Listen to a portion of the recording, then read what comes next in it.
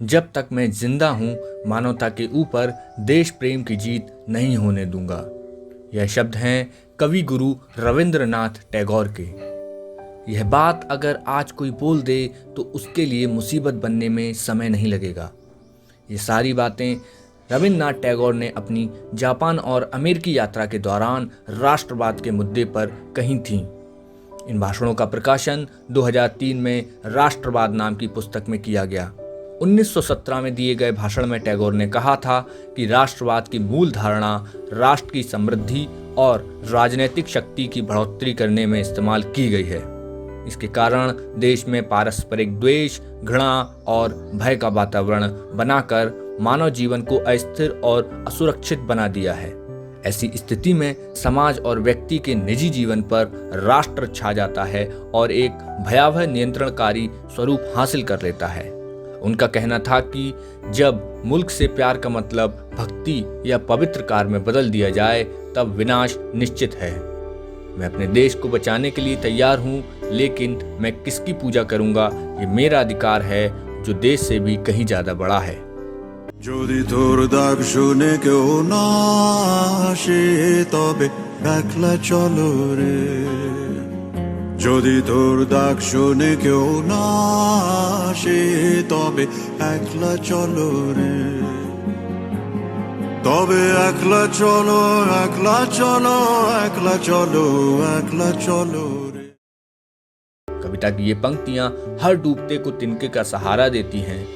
आज 7 मई के दिन 1861 में रविंद्रनाथ टैगोर का जन्म कलकत्ता में हुआ था। रविंद्रनाथ टैगोर के पिता देवेंद्रनाथ टैगोर चाहते थे कि उनका बेटा विदेश जाकर पढ़ाई करे और उन्हें अच्छी शिक्षा के लिए लंदन भेजा, लेकिन टैगोर का मन तो कविताओं और साहित्य में ही रमा रहता था और अंत में उन्होंने पढ़ाई छोड़ दी। आखिरकार टैगोर ने अपने मन का ही काम किया। उन्होंने अपनी सबसे पहली कविता 8 साल की उम्र में लिख दी थी। जब वह 17 वर्ष के थे तो एक मित्र ने उनकी कविता संग्रह को प्रकाशित कर टैगोर को आश्चर्यचकित कर दिया। 16 साल की उम्र में उन्होंने अपना पहला नाटक लिखा था। शुरुआत में उन्हें बंगाल के एक लेखक के रूप में सफलता मिली, लेकिन जल्द ही उनकी रचनाओं को विदेशों में भी पसंद किया जाने लगा। इसके पीछे एक छोटी सी कहानी है। जब टैगोर लंदन जा रहे थे तब उन्हें जहाज पर आयरिश कवि वाईबी येट्स मिले। उनको रविंद्रनाथ टैगोर ने अपनी कविताओं का संग्रह दिखाया, जिसके बाद येट्स ने उन्हें प्रसिद्ध कवियों के सम्मेलन में कविता पढ़ने के लिए बुलाया।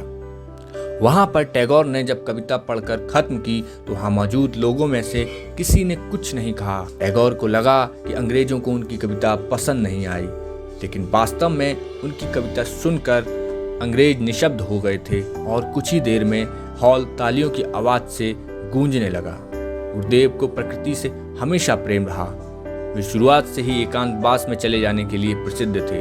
जब उन्हें साहित्य के लिए नोबेल पुरस्कार मिला तब उनकी पहली प्रतिक्रिया थी कि अब कभी वे शांति से नहीं बैठ पाएंगे।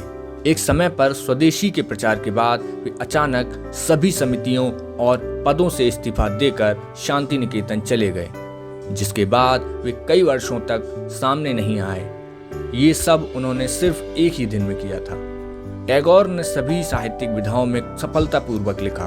उनकी रचनाओं में केवल कल्पना ही नहीं बल्कि आम लोगों के जीवन, साहित्यिक आलोचना, दर्शन, सामाजिक मुद्दों का चित्रण भी होता था। कविताओं के उनके संस्करणों में मानसी, सोनार तारी और उनकी सबसे प्रसिद्ध कृति गीतांजलि रहस्यमय और आध्यात्मिक कविताओं का संग्रह है। उनके नाटक और कहानियों में उल्लेखनीय हैं चोखार बाली, डाकघर, क्रिसेंट मून। उनके उपन्यासों में उनका सबसे चर्चित रहा गोरा। इस उपन्यास में उन्होंने एक आयरिश अनाथ गैर मोहन के बारे में लिखा, जिसे ब्राह्मण माता पिता द्वारा अपनाया जाता है। वह धार्मिक प्रथाओं में डूबा हुआ और दूसरों को नीचे दिखाता है और वास्तव में जब उसे पता चलता है कि वह कौन है तब वह बिखर जाता है। यह पूर्वाग्रह और नस्लवाद के खिलाफ एक महत्वपूर्ण पुस्तक है। टैगोर ने सभी कला रूपों, कविता, संगीत, पेंटिंग, नृत्य, कहानी और थिएटर को अपनाया। टैगोर ने भारत के राष्ट्रगान जन गण मन के साथ बांग्लादेश का राष्ट्रगान भी लिखा। उनका मानना था कि कला हमें मुक्त करती है और हमें अपने आदर्शों को व्यक्त करने के लिए मदद करती है।